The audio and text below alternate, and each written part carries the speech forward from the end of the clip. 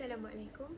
Hari ini kami ingin membentangkan tentang tajuk tugasan NPU kami, iaitu pergaulan bebas antara Muslim dan non-Muslim. Bagi slide pendahuluan, iaitu pergaulan bebas diambil dari kata yang bermaksud proses interaksi antara individu atau individu yang bukan muhrim. Pergaulan bebas antara Muslim dan non-Muslim ialah pergaulan tanpa batasan antara agama Islam dan agama-agama yang lain. Seperti yang kita tahu, Malaysia merupakan negara yang kaya dengan masyarakat yang meliputi pelbagai kaum dan agama. Oleh itu, pergaulan bebas antara Muslim dan non-Muslim di Malaysia tidak dititik beratkan dari sudut agama. Seperti hubungan dengan Allah Subhanahu Wa Taala, hubungan dengan manusia, hubungan dengan alam.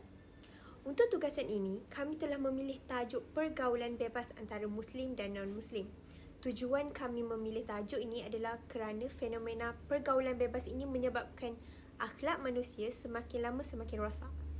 Contoh yang dapat kami berikan adalah pergaulan bebas antara para remaja lelaki Muslim dan non-Muslim serta para remaja perempuan Muslim dan non-Muslim. Kes-kes maksiat seperti pembuangan bayi, menyukai sesama jantina, berzina dan lain-lain telah menjadi salah satu budaya dalam negara kita, iaitu Malaysia. Oleh yang demikian, kami telah mengambil inisiatif untuk membuat tugasan yang berkaitan dengan pergaulan bebas antara Muslim dan non-Muslim. Bagi slide yang seterusnya ialah dalil Al-Quran. Ini adalah contoh dalil Al-Quran yang kami dapat berikan sebagai contoh yang tepat. Dalil pertama yang diambil dari surah Al-Hujurat iaitu ayat ke-13 yang bermaksud, wahai umat manusia, sesungguhnya kami telah menciptakan kamu dari lelaki dan perempuan dan kami telah menjadikan kamu berbagai bangsa dan bersuku puak supaya kamu berkenal-kenalan dan beramal mesra antara satu dan selain itu, kami juga menyediakan contoh dalil kedua sebagai panduan. Keratan Al-Quran yang kedua yang dipetik dari surah Al-Ma'idah ayat ke-8 yang bermaksud, wahai orang-orang yang beriman, hendaklah kamu semua sentiasa menjadi orang-orang yang menegakkan keadilan kerana Allah, lagi menerangkan kebenaran, dan jangan sesekali kebencian kamu terhadap sesuatu kaum itu mendorong kamu kepada tidak melakukan keadilan. Hendaklah kamu berlaku adil kepada sesiapa jua kerana sikap adil itu lebih hampir kepada takwa. Seperti yang kita sedia maklum, setiap perkara yang dilaksanakan pasti ada hukum-hukumnya. Perkara ini juga tidak terkecuali dalam pergaulan seharian kita.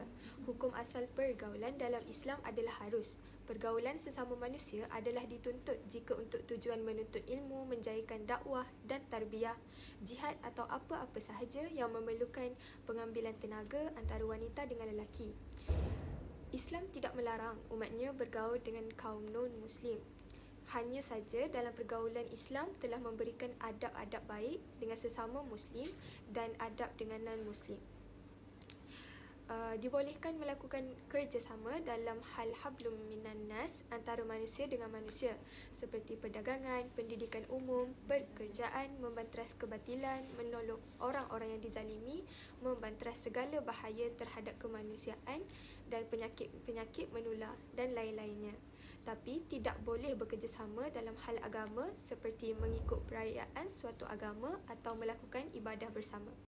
Seterusnya, kita ke adab pergaulan bebas. Yang pertama iaitu menjaga pandangan. Yang kedua iaitu memakai pakaian yang menutup aurat.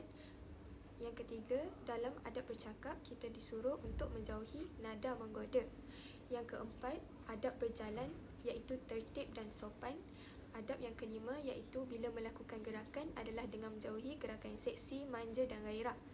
Yang terakhir iaitu jauhi daripada menggunakan sebarang ansur yang menggoda seperti makeup dan wangi-wangian yang bermotifkan dan berniat menggoda. Yang terakhir iaitu jauhi bersunyi-sunyian tanpa ada muhrim. Seterusnya, punca pergaulan bebas antara Muslim dan non-Muslim. Yang pertama iaitu kurangnya didikan agama yang diberi oleh ibu bapa kepada anak mereka, yang juga menjadi punca berlakunya pergaulan bebas. Walaupun remaja tersebut dihantar ke sekolah agama dan diajar tentang agama, tetapi penekanan yang kurang daripada ibu bapa menyebabkan mereka susah dalam soal membabitkan pergaulan, iaitu bersama jantina yang berlainan. Punca lain iaitu pengaruh rakan sebaya dan media massa. Pengaruh rakan sebaya juga menjadi faktor berlakunya pergaulan bebas tanpa batasan.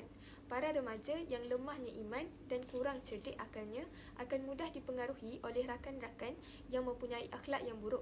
Apabila remaja tersebut mempunyai sifat seperti di atas, mereka tidak mustahil akan berlakunya pergaulan bebas dan mempunyai akhlak yang buruk disebabkan tiadanya pegangan iman yang kukuh dan juga tidak mahu dianggap kolot oleh rakan-rakannya yang lain. Seterusnya adalah kesan pergaulan bebas di antara Muslim dan non-Muslim. Yang pertama, berpengaruh untuk mengikut agama lain. Sebagai seorang Muslim, kita hendaklah menjaga batas agar tidak terjebak dengan upacara agama lain. Yang kedua, boleh menyebabkan tanggapan buruk orang non-Muslim terhadap orang Muslim, seperti minum arak dan sebagainya. Yang ketiga, salah faham antara budaya dan agama. Seterusnya adalah solusi yang kita boleh ambil. Yang pertama ialah kita perlulah menjaga hubungan antara agama dengan tidak menghina agama lain. Yang kedua, tidak terlampau berlebih-lebihan ketika bersama orang bukan Islam dari segi fizikal ataupun percakapan. Yang ketiga, kita haruslah elakkan dari mendedahkan aurat atau tubuh badan kita kepada orang bukan Islam walaupun dengan jantina yang sama. Ia dapat mengelakkan fitnah dan tanggapan buruk orang bukan Islam terhadap orang Islam. Yang keempat, menjaga aurat dengan memakai pakaian yang sopan. Yang kelima, menjaga tingkah laku dan tutur kata agar tidak dipandang seroh oleh orang bukan Islam. Yang keenam, bersikap terbuka dan hormat menghormati dengan orang bukan Islam supaya agama Islam lebih mudah dan senang untuk mereka dekati. Yang terakhir, kita perlulah memberi pertolongan kepada mereka ketika susah dan tidak kedekut dalam memberi sumbangan kepada mereka walaupun mereka bukan seagama dengan kita. Bagi slide yang seterusnya, ini adalah contoh-contoh isu semasa yang dapat kami tunjukkan. Yang pertama ialah dari Keratan Berita Harian Online yang dikeluarkan pada 22 Disember 2022. Tajuknya ialah Hormati Hubungan dengan Bukan Islam. Manakala yang kedua ialah juga dari Keratan Akhbar Berita Harian Online yang dikeluarkan pada 27 Januari 2017 yang bertajuk Islam Tidak Larang Berbaik dengan Orang Kafir. Bagi pembentangan terakhir iaitu penutup, Islam tidak melarang umatnya bergaul dengan kaum non-Muslim. Hanya saja dalam pergaulan Islam telah memberikan adab-adab yang baik dengan sesama Muslim dan adab dengan non-Muslim.